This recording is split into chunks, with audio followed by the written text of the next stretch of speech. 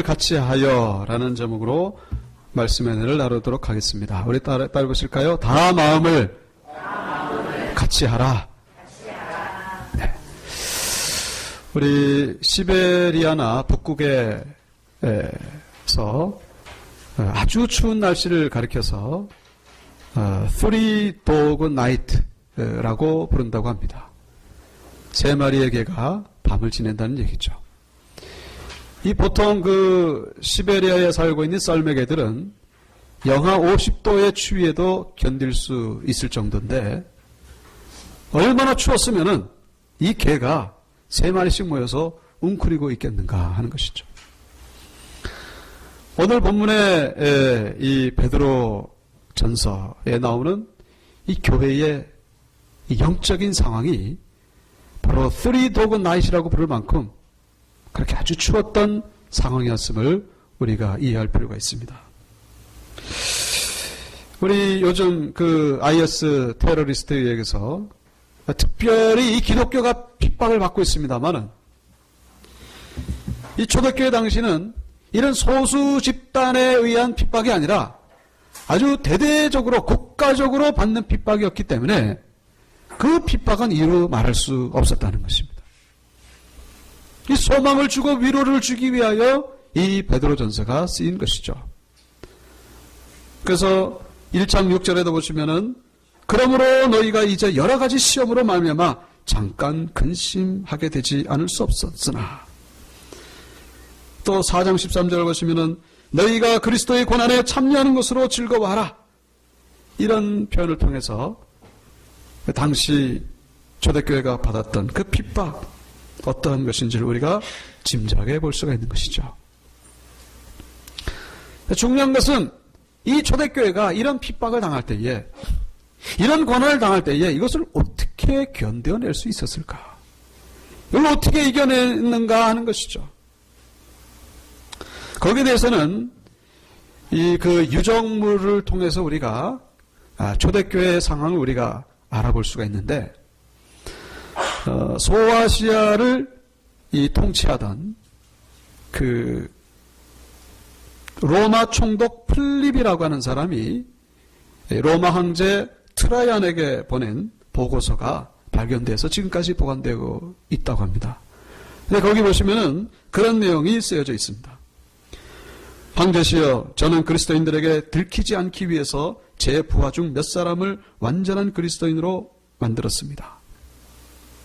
교회 공동체에 들어가게 하려고 세례도 받게 하였고 오랫동안 그리스도인의 일거수일투족을 면밀하게 살펴보기도 했습니다.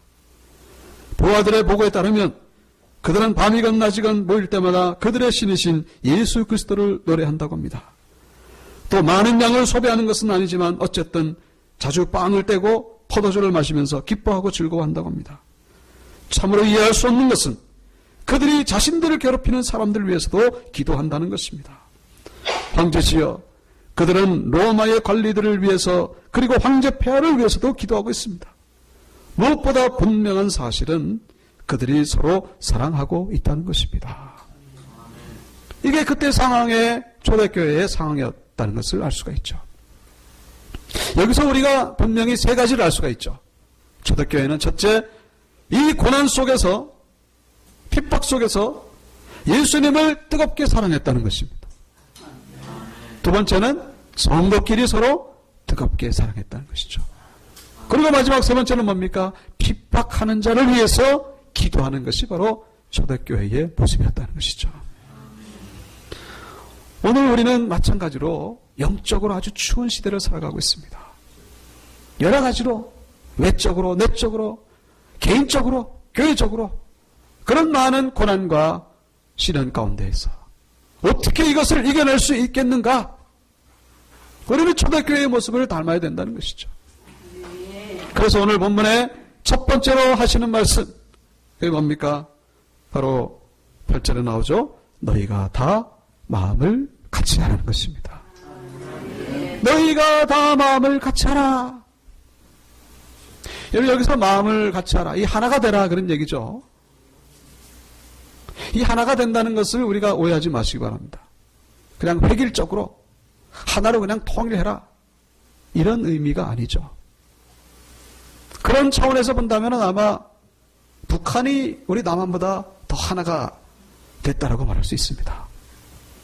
거기는 며칠 전에 광화문에서 보였던 그런 폭력 시위나 이런 모습 찾아볼 수 없죠. 세월호 사건이 그렇게 터졌는데 아직까지도 이렇게 정치 쟁점화 해가지고 문제 삼는 그런 모습은 북한에서는 찾아볼 수가 없죠. 하지만 그렇다고 해서 북한이 옳다거나 북한이 좋다고 하는 사람은 몇몇 소수 외에는 없을 것입니다. 왜냐? 이 북한에서 이 만들어진 그 하나된 모습은 결코 기쁨과 감사와 자원에서가 아니라 자유에 의해서가 아니라 뭡니까? 강압과 폭력과 억지로 만들어진 그런 하나된 모습. 거기는 독재와 전제가 자행되어서 만들어진 하나된 모습이기 때문에 그런 하나된 모습은 의미가 없다는 것이죠. 요즘 그 뜨거운 이슈 가운데에 하나가 이 국정교과서. 검정교과서냐, 국정교과서냐. 제가 우연히 그 인터넷에서 그 신학교, 장로의 신학교였던 것 같아요. 장로의 신학교 그 교정에 현수막 하나가 걸려 있는 것을 봤는데 거기 뭐라고 써 있었냐면은 복음서도 4개나 있는데 복음서도 4개가 있는데 왜 교과서를 하나로 통일시키냐? 국정교과서 이제 반대하는 그런 학생들이 이렇게 써붙인 것이죠. 저는 국정교과서, 검정교과서 뭘 하라는 그런 말씀을 드리는 것이 아니라 저는 이 현수막을 보면서 이 신학생들의 수준을 제가 보는 것 같아서 참 안타까운 마음이 들었습니다. 어떻게 교과서의 다양성을 이 사복음서에다가 비교할 수 있을까? 이거는 무지의 소산이라고 밖에는 말할 수 없다는 거예요. 복음서가 4개인 것은 맞습니다. 마태, 마가, 누가, 요한. 그리고 내용들이 조금씩 다르고 관점들이 조금씩 다른 것은 맞아요. 그러나 분명한 것은 이 사복음서는 4개지만은 어떤 통일된 한 가지 주제에 초점이 맞춰져 있다는 것입니다. 한 가지 주제에 통일되게 초점이 맞춰져 있다는 거예요. 그게 뭡니까? 네 복음서 모두가 다 성령의 감동으로 쓰여졌고 그리고 또 이 사복음서 모두가 다 오직 주 예수 그리스도에게만 초점을 맞추고 있다는 것입니다. 그래서 복음서는 4개지만은 하나라고 말할 수 있는 이유가 바로 여기에 있는 거예요. 복음서는 통일된 거예요. 그러나 지금 현재 이 교과서가 과연 그러냐? 과연 그러한가? 무엇보다도 자라나는 학생들에게 자유민주주의 대한민국의 정체성을 분명히 가르쳐줘야 되는데 그렇지 못하다는 이 문제 제기가 되어서 나온 것이 이 국정교과서 문제인데 이것도 모르고 이 지금의 교과서와 사복음서를 비교한다는 것 신학생들의 그 수준을 의심할 수밖에 없다는 것입니다. 제가 뭘 말씀드리는 것입니까? 여러분 우리 교회 안에는 다양한 배경을 가진 분들이 모여 있어요. 하나가 되려면 어떻게 해야 되느냐? 어떻게 해야 우리가 하나가 될 수가 있느냐? 우리가 애를 쓰고 노력한다고 되겠습니까? 물론 노력하고 애를 써야 되겠죠. 그러나 그래가지고는 안 돼요.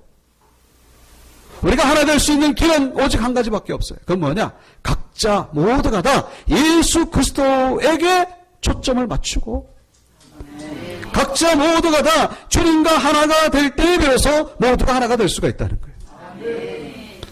그렇지 않고 우리끼리 하나 되기를 내고 했으면요, 그건요 영원히 하나가 될 수 없습니다. 문방구에 가가지고 자를 살 때에 이게 자가 똑바르냐 제대로 만들어졌느냐 이거 확인하는 방법이 있죠. 자끼리 서로 이렇게 맞춰보면 돼요. 그러면 이제 거의다가 맞겠죠. 그러나 간혹가다 이게 뭔가 이렇게 공간이 떠 있어요. 그러면은 어떻게 합니까? 이거를 그 두 자끼리 튀어나온 데는 깎아버리고 들어간 데는 튀어나오게 하고 그렇게 합니까? 그건 어리석은 모습이에요. 왜냐? 두 개 자 중에 어떤 게 옳은 건지를 모르니까 어떤 자가 옳은지를 알 수가 없는 거예요. 그때는 어떻게 해야 돼요? 또 다른 자를 갖다 대야 되는 것이죠. 또 다른 기준을 갖다 맞춰야 된다는 것입니다. 여러분, 우리 성도끼리 서로 하나 되려고 하는 건 참 아름다운 모습이죠. 그러나 분명히 누군가가 틀린 모습이 있어요. 그럼 누가 틀린 겁니까? 알 수가 없죠. 누가 틀린지는 도대체 알 수가 없어요. 서로가 옳다고 얘기를 하니까. 여러분, 이것을 해결할 수 있는 방법은 뭡니까? 내가 주님과 하나가 되어 있느냐? 내가 주님과 하나가 되어 있지 않다면은 이거는 절대로 하나가 될 수 없다는 사실. 그래서 여러분, 하나가 되었다는 게 중요한 게 아니에요. 무엇으로 하나가 되었느냐?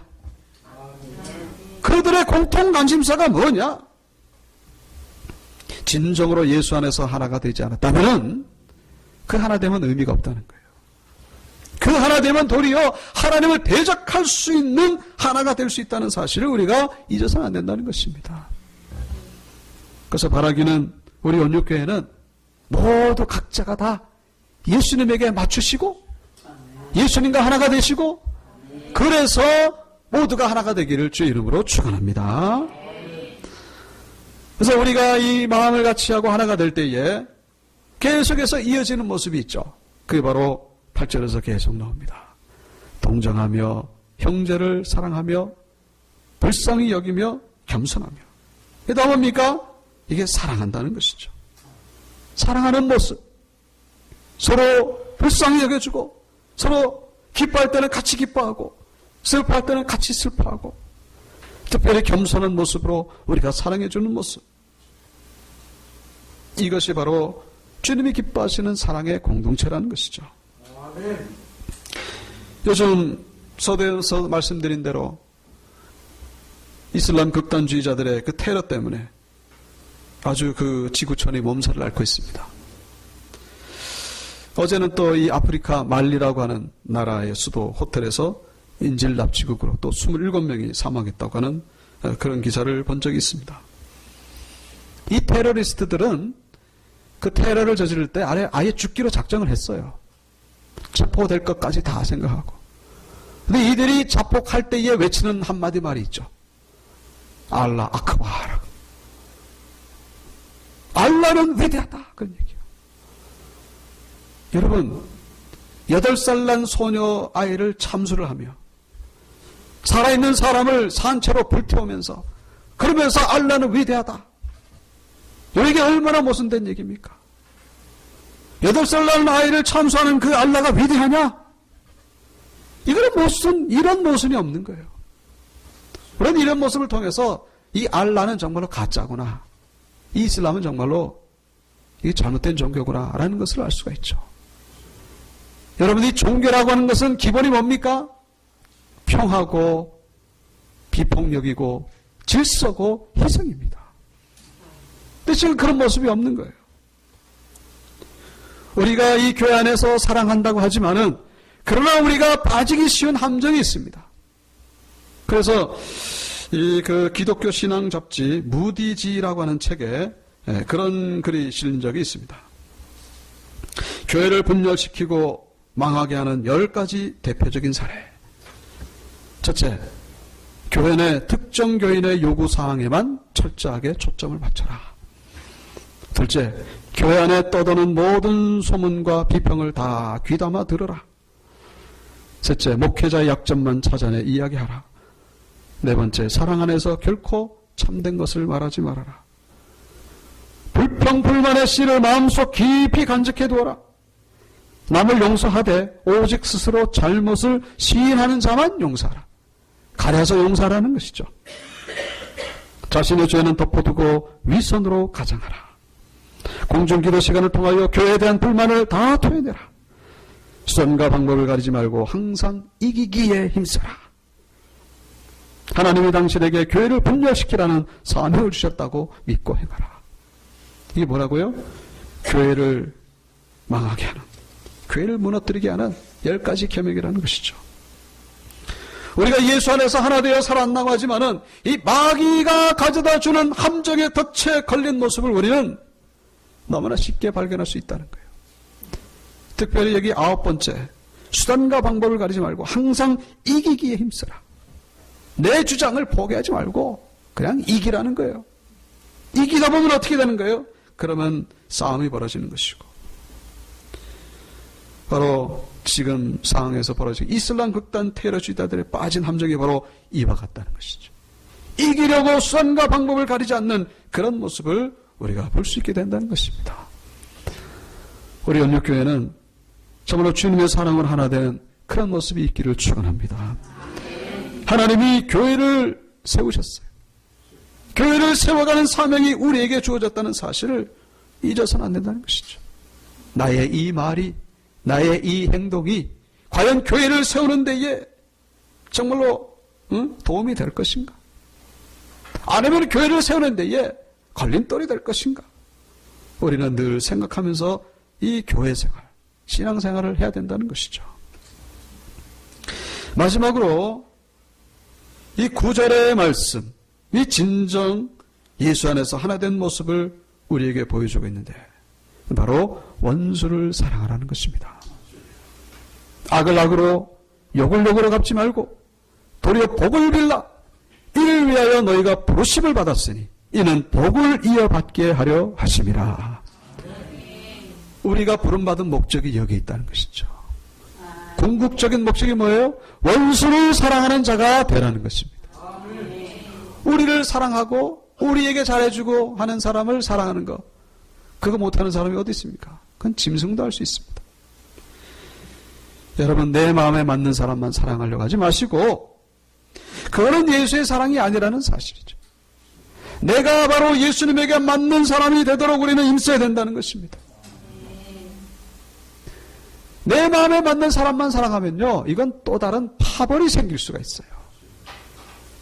이건 어떤 또 다른 분열이 생기는 거예요. 그거는 진짜 사랑이 아닙니다. 그건 가짜예요, 가짜.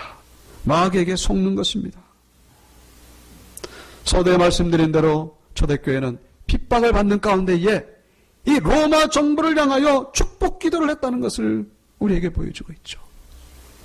왜 이래야 되는 것입니까? 그것이 바로 고난을 이겨낼 수 있는, 시련을 이겨낼 수 있는 그런 하나님의 은혜가 되기 때문에, 이 진정 북극의 추위보다도 더 추운 이 영적인 겨울을 이겨낼 수 있는 그런 유일한 방법이 되기 때문에 우리는 원수를 사랑하는 자들의 모습으로까지 나가야 된다는 것입니다. 9절 후반부에 말씀하고 있죠. 이는 복을 이어받게 하려 하십니다. 그래야 복을 받는다는 것입니다. 그래야 복을 받는다는 거예요. 오늘 이 10절부터 12절 말씀은 거기 생명을 할 때 기억이 나오죠. 밑에 보면은 시편 34편 12절. 시편 34편을 인용한 말씀이에요. 시편 34편은 이제 다윗이 쓴 글인데, 다윗이 이제 그 사울에게 쫓기다가 그 와중에 그 블레셋 아비멜렉에게 붙잡혀가지고 죽을 뻔했는데 이제 미친 척하고 이제 살아나는 그 상황 속에서 쓴 시가 바로 시편 34편입니다. 여러분, 구원함을 받았지만은 이 다윗은 사울을 얼마나 참 원망할 수 있었을까요? 사울 때문에 내가 지금 이 지경을 지금 겪고 있다는 거예요. 아무 잘못도 없는데 왜 나를 그렇게 죽이려고 이렇게 쫓아오는 것일까? 10수년을 그렇게 도망다니는 다윗이었습니다. 사울을 죽일 수 있는 기회도 있었어요. 그러나 결코 다윗은 죽이지 않았죠. 그러면서 뭐라고 고백합니까? 10절에 나오죠. 혀를 금하여 악한 말을 그치며 그 입술로 거짓을 말하지 말라. 내 입술로 사울을 저주할 수 있지만은, 사울이 정말로 밉다라고 그렇게 얘기를 할 수 있지만은 그러지 말라는 거예요. 악에서 떠나 선을 행하고 화평을 구하며 그것을 따르라. 도리어 사울에게 좋은 마음을 가지고 있는 사울을 축복하는 다윗을 볼 수가 있죠. 실제로 사울이 블레셋 전쟁에서 죽었을 때 다윗이 통곡을 하면서 내 아버지요, 내 아버지요. 그렇게 기도를 했던 다윗을 볼 수 있습니다. 원수를 사랑했던 그 다윗. 그래서 12절에 뭐라고 고백합니까? 주의 눈은 의인을 향하시고 그의 귀는 의인의 간구에 기울이시되 주의 얼굴은 악행하는 자들을 대하시느니라. 대한다는 건 뭡니까? 이게 아주 반대한다는 얘기죠. 물리친다는 얘기입니다. 주님은 의인을 찾고 계신다는 거예요. 찾고 있다는 거예요. 찾고 있다는 건 뭡니까? 흔하지 않다는 얘기죠. 찾기가 어렵다는 얘기예요. 그 의인이 누굽니까? 원수를 사랑하는 사람이라. 나와 생각이 다르고 나와 이 이해관계가 다름에도 불구하고 그래도 사랑하려고 하는 사람, 이 사람을 하나님이 찾고 계신다는 거예요. 그런 사람이 간구하는 소리에 주님이 들으신다는 것입니다. 그 기도를 응답해 주신다는 거예요. 원수 사랑은 사랑의 절정이라고 말할 수 있습니다. 그리고 바로 우리가 이 일을 위하여 부름을 받았다는 사실, 그 사랑이 십자가에서 나타났기 때문에 그렇다는 거예요. 주님이 우리를 언제 사랑하셨습니까? 우리가 이렇게 순종할 때 사랑하셨나요? 우리가 하나님 보실 때에 아름다운 모습일 때 사랑하셨나요? 그게 아니라 우리가 아직 죄인 되었을 때에, 우리가 원수 되었을 때에 주님께서 십자가에서 죽으심으로 우리에 대한 하나님의 사랑을 확증하셨다라고 말씀하고 있습니다. 하나님의 사랑은 그런 사울의 사랑이 아니에요. 그런 흔히 볼 수 있는 사랑이 아닙니다. 하나님의 사랑은 너무나 귀한 사랑입니다. 그 사랑을 우리가 가지기를 주님이 원하고 계신다는 것이죠. 여러분, 그런 사랑에 여러분 허공을 치는 것 같습니다만은 반드시 열매가 맺히게 된다는 사실이에요. 지금 내가 손해보는 거 내가 꼭 이래야 되나? 내가 이렇게 손해를 봐야만 되나? 그렇지 않다는 거예요. 반드시 열매가 있다는 것입니다. 여러분, 원수를 사랑했던 대표적인 우리나라 인물이 있죠. 손양원 목사님. 그 사랑의 원자탄이라는 제목으로 영화도 나왔습니다만, 이 손양원 목사님에게 아들이 있었잖아요. 두 아들이 있었는데 그만 그때 그 휴전 직후에, 휴전 되기 전이었죠. 이 공산주의 사상을 가진 사람들이 그 손 목사님의 두 아들을 처형을 시킨 거예요. 친미주의자 그래가지고 이 공산주의를 반대한다 그래가지고 처형을 했습니다. 근데 그리고 나서 이제 전쟁이 끝났잖아요. 전쟁이 끝나는 날 때 이제는 그 공산주의 사상을 가진 사람들이 이제 뭐 색출돼가지고 처형을 당하는 입장에 놓였습니다. 그때 손 목사님의 두 아들을 죽였던 바로 안재선, 이 사람도 체포가 됐습니다. 안재선 이 사람도 처형장에서 죽기 직전에 이 손양원 목사님이 가서 그 안재선 목사님을, 안재선 이 사람을 양아들로 삼은 거예요. 모든 사람들이 다 놀랐죠. 어떻게 저럴 수 있을까? 자기 두 아들을, 사랑하는 두 아들을 무지막지하게 죽였던 그 사람을 양아들로 삼았다는 것입니다. 하지만 이것은 결코 쉬운 일이 아니죠. 이 손양원 목사님도 나중에 그렇게 고백을 합니다. 이 안재선 앞에서 밥을 먹는데 모래를 씹는 것과 똑같더라는 거죠. 밥이 밥으로 여겨지지 않더라는 거예요. 그러면서 돌보면서 결국 이 안재선은 이 손양원 목사님의 소원대로 신학교를 갑니다. 그 목사님이 됐는데, 근데 주위의 시선들이 너무나 무거운 거예요. 응? 저 살인자, 그러면서 저 빨갱이.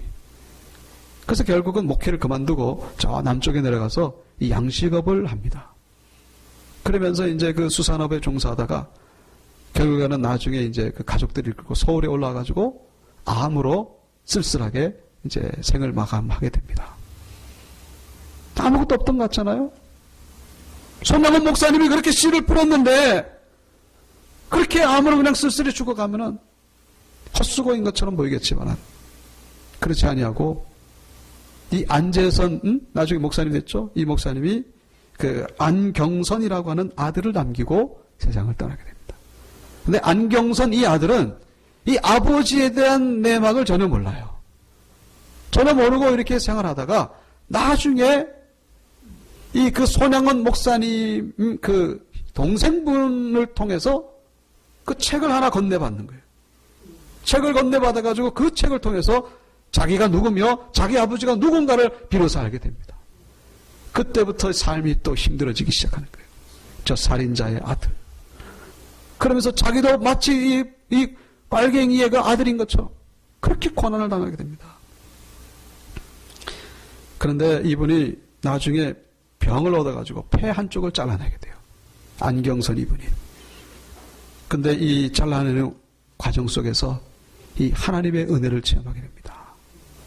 다른 사람들은 너를 정죄할지 몰라도 나는 너를 용서했노라. 너희 아버지도 용서했노라. 나의 피값으로 너를 용서했노라. 그 은혜를 체험하게 됩니다. 그리고 이분은 그 안재선 이분이 돌아가시면서 야, 너 목회를 해라.